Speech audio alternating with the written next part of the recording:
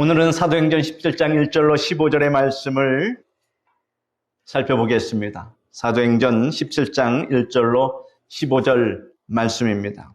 먼저 1절로 9절의 말씀을 같이 읽겠습니다. 그들이 암비볼리아와 아볼로니아로 다녀가 데살로니가에 이르니 거기 유대인의 회당이 있는지라. 바울이 자기의 관례대로 그들에게 들어가서 새 안식일에 성경을 가지고 강론하며 뜻을 풀어 그리스도가 해를 받고 죽은 자 가운데서 다시 살아나야 할 것을 증언하고 이르되 내가 너에게 전하는 이 예수가 곧 그리스도라 하니 그 중에 어떤 사람 곧 경건한 헬라인의 큰 무리와 적지 않은 귀부인도 고난을 받고 바울과 실라를 따르나 그러나 유대인들은 시기하여 저자의 어떤 불량한 사람들을 데리고 때를 지어 성을 소동하게 하여 야손의 집에 침입하여 그들을 백성에게 끌어내려고 찾았으나 발견하지 못하며 야손과 몇 형제들을 끌고 읍장들 앞에 가서 소리질러 이르되 천하를 어지럽게 하던 이 사람들이 여기도 이름에 야손이 그들을 맞아들였도다. 이 사람들이 다 가이사의 명을 거역하여 말하되 다른 임금 곧 예수라 하는 이가 있다 하더이다 하니 무리와 읍장들이 이 말을 듣고 소동하여 야손과 그 나머지 사람들에게 보석금을 받고 놓아 주니라. 1절에 보니까 그들이 암비볼리아와 아볼로니아로 다녀가 데살로니가에 이르러 거기 유대인의 회당이 있었다라고 이렇게 말씀하고 있습니다. 지금 빌립보에서 암비볼리아 또 아볼로니아를 거쳐서 데살로니가로 갑니다. 지도를 확대해 보면 이 빌립보에서 암비볼리아, 아볼로니아, 데살로니가로 지금 내려가서 거기서 회당에서 복음을 전하는 그러한 장면을 이야기를 하고 있습니다. 복음이 선포될 때 사람들의 반응은 둘 중에 하나로 갈려집니다. 하나는 말씀을 간절히 받아들이고 그 말씀에 순종하는 반응을 보입니다. 다른 하나는 그 말씀을 거부하고 때로는 반대를 넘어서 이와 같이 박해하는 그러한 반응을 보입니다. 초대교회에 복음이 생소하고 낯설게 여겨지기 때문에 그러할 수도 있고, 그러나 이 유대인들의 박해는 예루살렘으로부터 쫓아와서 바울을 따라다니면서 그렇게 박해하는 그러한 상황입니다. 이는 악의적이고 계획적입니다. 바울이 복음 전하는 것을 막는 그런 유대인들, 하나님을 믿는다고 하면서도 복음을 전하는 사람들을 박해하는 것은 참으로 하나님을 잘못 믿은 겁니다. 주여 주여 하는 자마다 다 천국에 들어갈 것이 아니라고 성경은 말씀하고 있지 않습니까? 바울도 한때는 그렇게 했습니다. 하나님을 믿는다고 하면서 그리스도인들을 이처럼 핍박했던 그 바울이 다메섹에서 하나님을, 예수님을 만나서 변화된 것입니다. 여러분, 성령 세례 받지 않고서는 교회만 다닌다고 해서 진정한 그리스도인이 될 수 없다라고 하는 것을 우리는 분명히 알아야 합니다. 예수님께서 이 땅에 오셨을 때도 사람들이 어떻게 반응했습니까?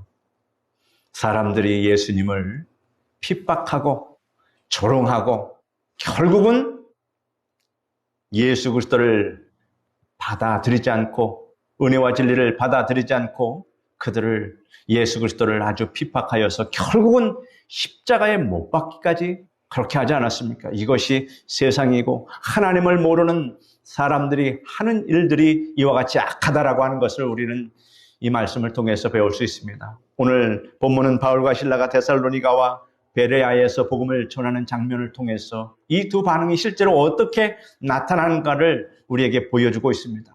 그리고 우리는 그 말씀 앞에서 내가 누구와 같은가를 한번 점검해 봐야 할 그러한 시간입니다. 2절에서 3절을 보면 바울은 데살로니가에 도착하자 유대인의 회당으로 들어갑니다. 그리고 자신의 관례대로 새 안식일 동안 성경을 가지고 강론하기 시작합니다. 여기서 중요한 점은 바울이 자신의 지식이나 철학, 감정으로 복음을 전하지 않았다라는 이 사실이 참으로 중요합니다. 그는 철저히 성경 중심으로, 하나님 말씀 중심으로 뜻을 풀어 그들에게 복음을 전했습니다. 뜻을 풀어 그리스도가 고난을 받고 죽은 자 가운데서 살아나야 할 것을 증언했다라고 이렇게 말하고 있습니다. 그리고 이어 말합니다. 내가 너에게 전하는 이 예수가 곧 그리스도라라고 말씀하고 있습니다. 이 짧은 구절 안에 복음의 핵심이 다 들어가 있습니다. 예수께서 그리스도 곧 구약에서 예언된 메시아이며 그분은 고난을 받고 죽으셨고 사망 권세 이기시고 다시 부활하시고 살아나셨다라고 하는 이 복음의 핵심. 그래서 복음 전하는 것을 너무 거창하게 우리가 생각할 필요가 없습니다. 특별히 세상 사람들에게 말씀을 풀어서 해석하고 이야기해줘봤자 알아듣지 못합니다. 그러면 예수님을 믿으시면 예수 믿고 구원받고 천국에 들어갈 수 있도록 그 길만 안내해주면 됩니다. 예수 그리스도가 우리의 구세주가 되십니다. 죄사함 받고 구원을 얻으십시오. 이 말 외에 덧붙일 말들이 많지 않습니다. 왜냐하면 세상 사람들은 그 짧은 문장 하나도 감당할 수 없는 어마어마한 무게를 가진 그러한 복음의 핵심이기 때문에 그리합니다. 바울은 이 복음을 전할 때 성경 전체의 맥락 속에서 그 성도들에게 설명을 해주고 있습니다. 마치 엠마오로 가던 두 제자에게 예수님께서 자신에 대해서 성경 전체를 통해서 설명하는 그러한 대목이 나옵니다. 그런 것처럼 사도 바울은 성도들에게 성경을 자세히 풀어서 이해할 수 있도록 알기 쉽게 이렇게 이야기했다라고 하는 것입니다. 오늘 우리가 예배를 드릴 때에 하나님 말씀을 가지고 이렇게 풀어서 성도들이 알기 쉽고 이해하기 쉽고 은혜로운 말씀을 듣는 이와 같은 그러한 설교를 사도 바울이 했다라고 하는 것입니다. 우리 또한 예배 드릴 때에 하나님 말씀을 풀어서 해석해서 알려드리고 같이 은혜를 받는 것이 귀한 예배인 것을 여러분 아시기를 바랍니다. 엠마오로 가는 두 제자의 이야기가 누가복음 24장에 기록되어 있습니다. 예수님께서 십자가의 고난을 당하시고 죽으셨습니다. 무덤에 갇히셨습니다. 안식 후 첫날 새벽에 여러 여자들이 준비한 향품을 가지고 무덤에 가서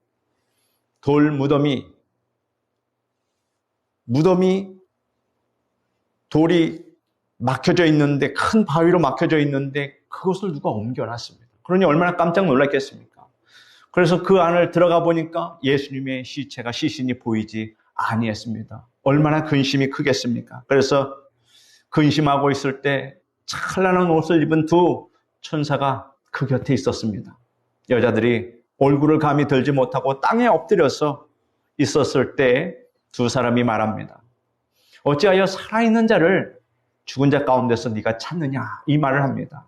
여기 계시지 않고 살아나셨다. 그리고 갈릴리에 계실 때 너희에게 예수님께서 하신 그 말씀을 너희가 기억하지 못하느냐 이렇게 말합니다. 인자가 죄인의 손에 넘겨져 십자가에 못 박혀 제3일에 다시 살아나야 하리라 예수님께서 그렇게 말씀하지 않으셨느냐. 그때에 이 여인들이 그 말씀을 기억을 합니다. 그래서 무덤에서 돌아가서 그 11사도에게 가서 이 모든 일을 다 이야기합니다. 그런데 그 사도들이 이 여자들이 허탄한 말을 한 줄 알고 믿지 않습니다. 그러나 베드로가 그 말을 듣고서 곧장 무덤으로 달려가서 그 안을 다 보죠. 그런데 세마포만 딱 남겨져 있고 예수님은 발견하지 못합니다. 예수님을 아무리 찾아봤자 볼 수가 없었습니다. 그래서 다시 자기 마을로 돌아오는데 그 중에 같이 갔던 두 사람이 자기 동네 엠마오로 가던 중이었습니다. 두 사람이 서로 이러쿵저러쿵 이야기합니다. 그 여인의 말대로 우리가 이렇게 갔는데 무덤에 예수님은 안 계시고 우리 아무리 찾아봐도 예수님이 없다. 이런 말들을 서로 하고 있을 때 예수님께서 그 옆에 같이 동행하시면서 말씀하죠. 너희들이 지금 무슨 말을 하느냐 하고 얘기하는데 예수님이 바로 부활하신 몸으로 옆에 딱 나타났는데 성경에 보니까 그들의 눈이 가려워져서 예수님을 알아보지 못했다라고 하는 것입니다. 여러분, 이 이야기를 통해서 보면 신령한 것은 하나님의 은혜를 받아야 볼 수 있다.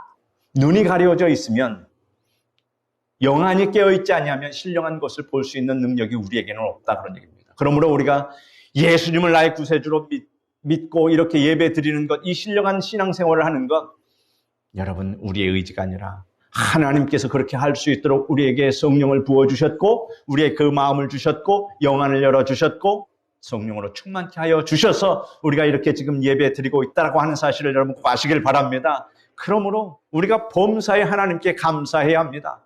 나 된 것은 하나님의 은혜로 된 것이고 나의 능력으로 된 것은 아무것도 없다 라고 하는 이 사실을 우리는 고백할 수밖에 없습니다. 모든 것이 다 하나님께로부터 내려져 왔으며 하나님께 받은 은혜다 라고 하는 것을 여러분 꼭 인정하시기를 바랍니다.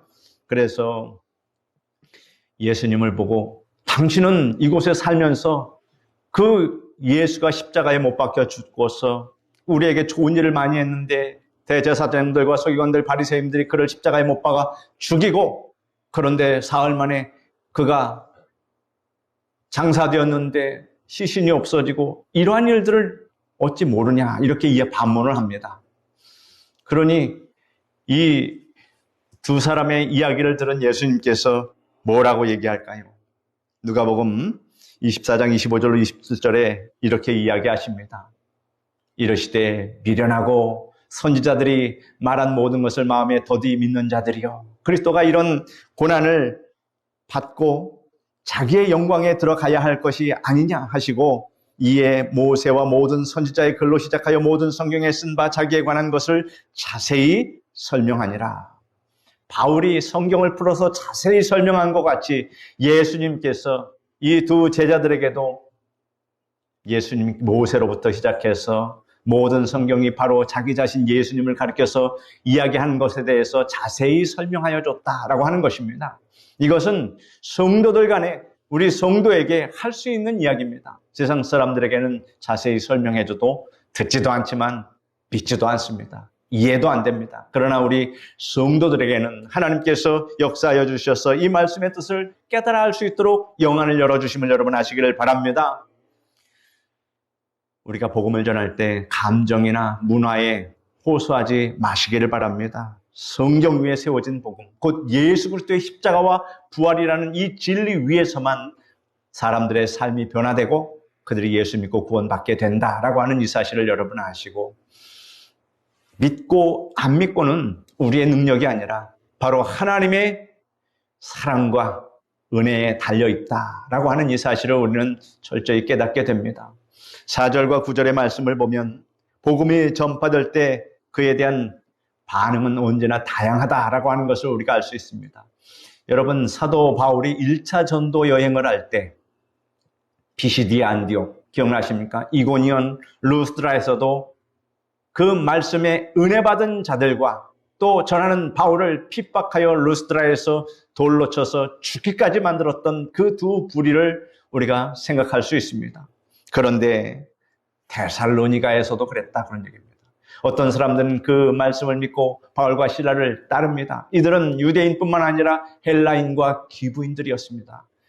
즉 사회적 문화적 배경을 초월해서 복음은 사람들의 마음을 이렇게 움직입니다. 하지만 모든 사람이 다 기뻐한 것은 아니었다라고 하는 것입니다.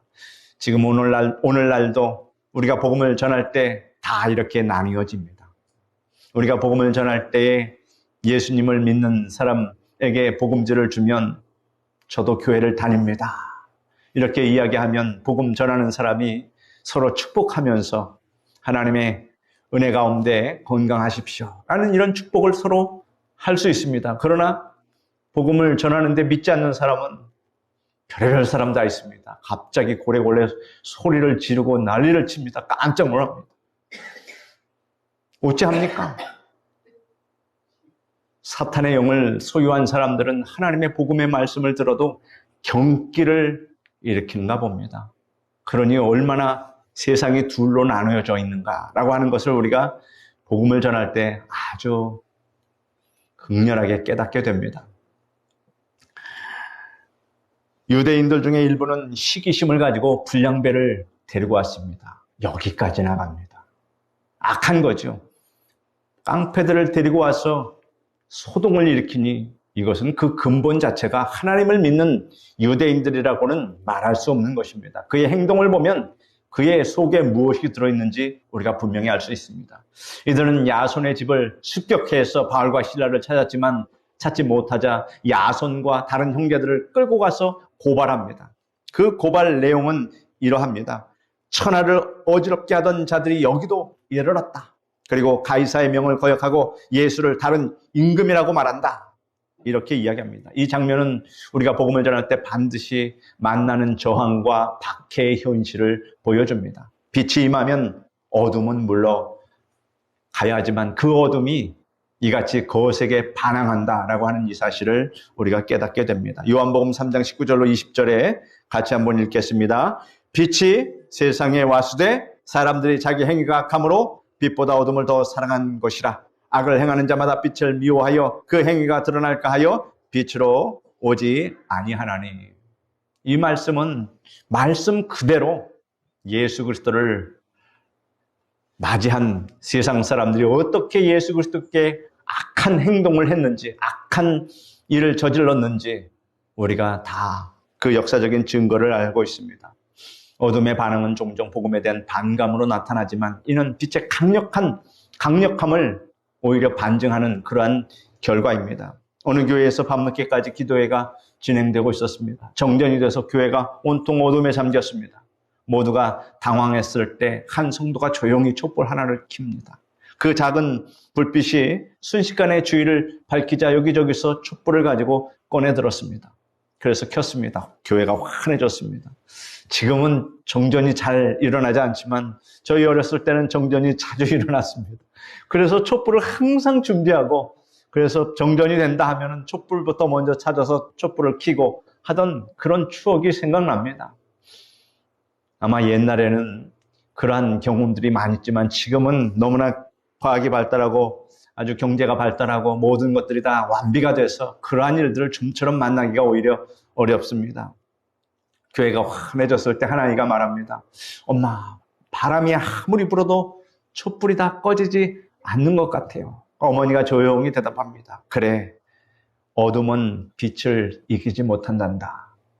복음을 전할 때 박해나 저항이 있더라도 작은 빛 하나가 계속해서 어둠을 물리친다는 그러한 진리의 예화입니다. 때로는 바람이 불고 어둠이 짙게 몰려와도 복음의 빛은 결코 꺼지지 않는다 하는 이 사실을 여러분 아시기를 바랍니다. 오히려 더 깊이 박해와 또 핍박이 있을지라도 신앙의 뿌리는 더 깊이 내리는 법입니다.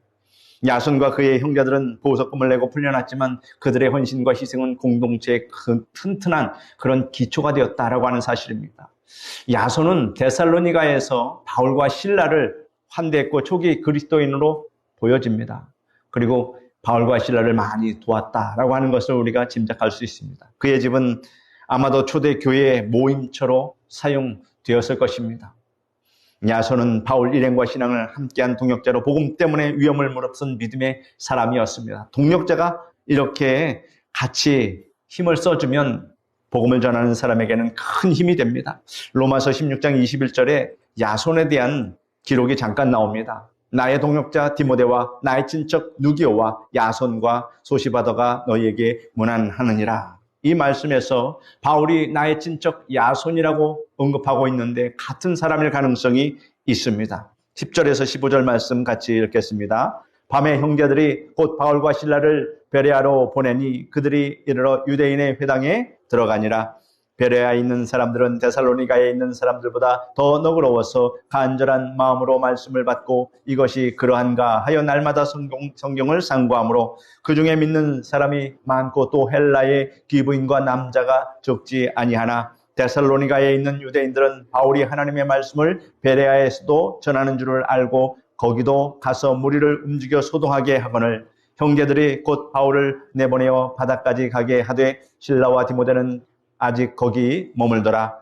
바울을 인도하는 사람들이 그를 데리고 아덴까지 이르러 그에게 실라와 디모데를 자기에게로 속히 오게 하라는 명령을 받고 떠나니라. 아멘. 10절에 보면 밤에 형제들이 곧 바울과 실라를 베레아로 보내니 그들이 이르러 유대인의 회당에 들어가니라 하였습니다. 베레아는 데살로니가 바로 아랫지방에 있는 멀지 않은 곳입니다. 그래서 그리로 지금 들어가서 복음을 전합니다. 거기서도 유대인 회당에 들어가서 복음을 전하는데 놀라운 일이 벌어집니다.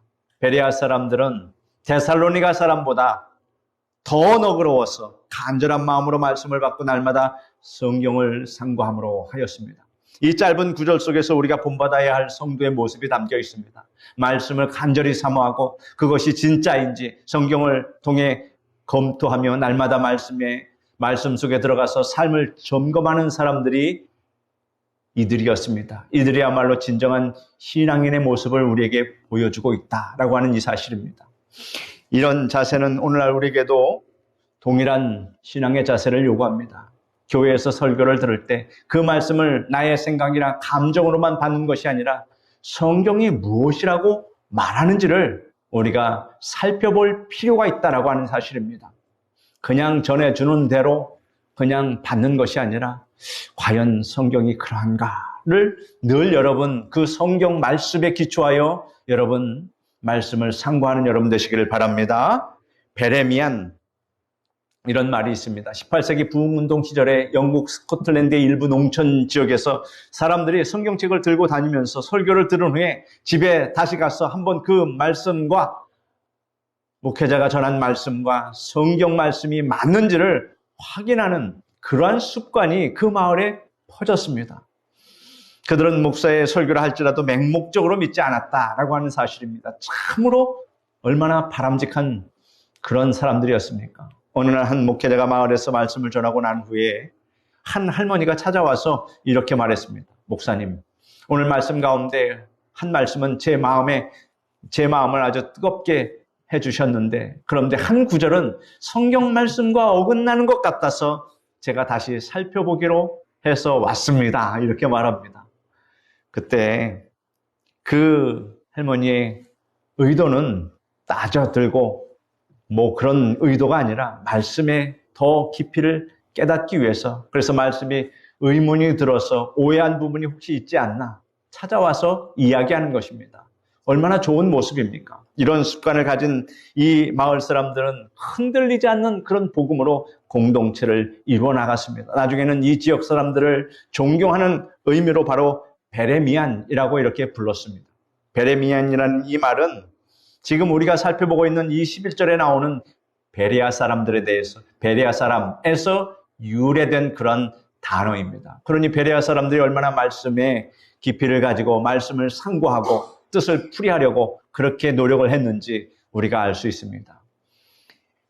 이 단어는 특별히 하나님의 말씀을 간절히 사모하고 그것이 그러한가 하여 날마다 성경을 상고하는 자세를 가진 사람들을 묘사할 때도 이 말씀을 쓴다고 합니다.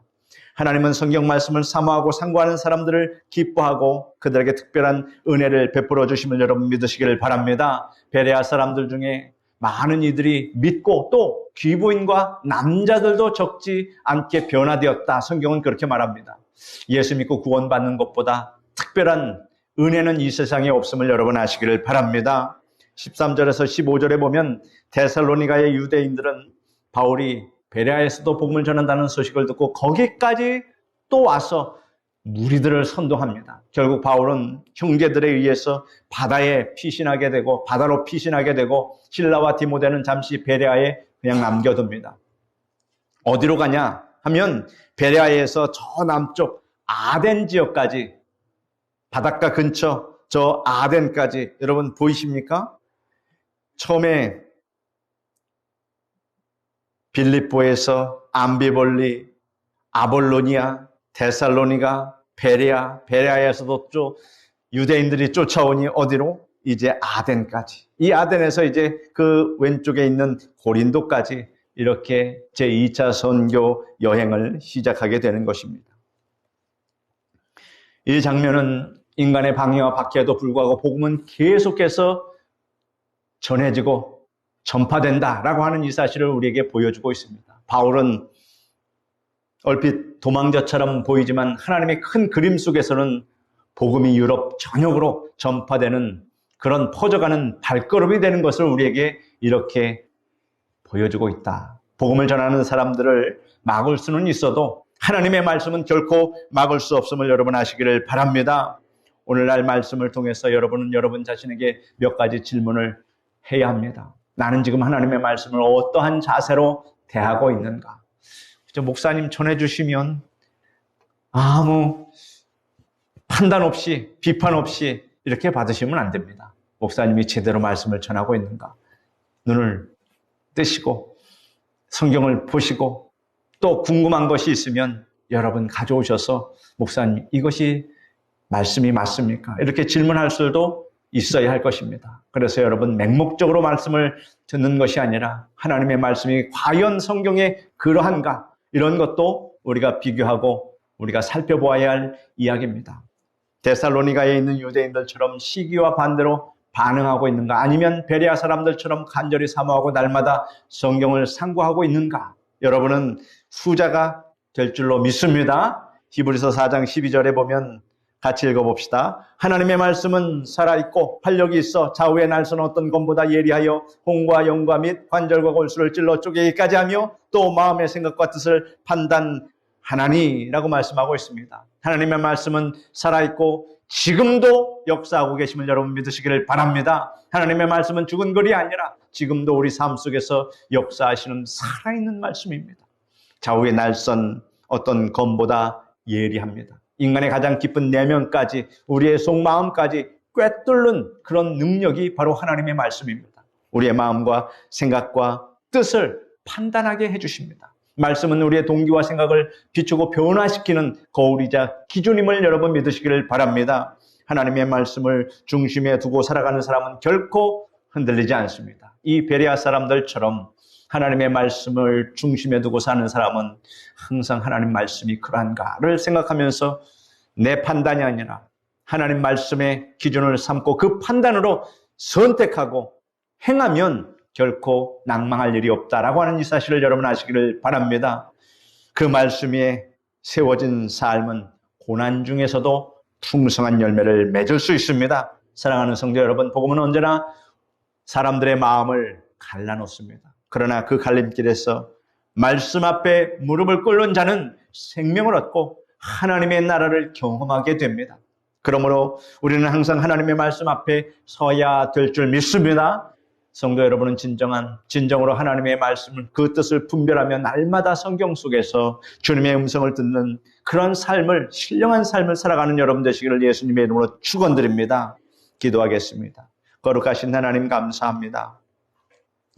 우리가 하나님의 말씀을 이렇게 상고하고 사도 바울이 하나님 빌립보에서 또 데살로니가에서 베레아에서 이렇게 복음을 어떻게 전하고 있는지 그것을 우리가 시간 여행을 하면서 같이 살펴볼 수 있는 은혜를 주시니 감사합니다. 그 사도 바울의 선교 역사에서 성령께서 어떻게 역사하고 하나님 복음이 전파됐는가?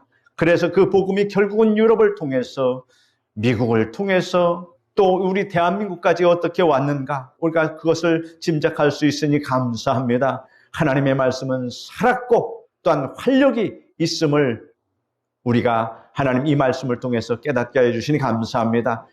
우리도 항상 성경이 우리에게 하시는 말씀이 무엇인지를 살피는 그러한 신령한 하나님 사람들이, 성도들이 다 되게 주님 도와주시옵소서. 예수님의 이름으로 기도드립니다. 아멘.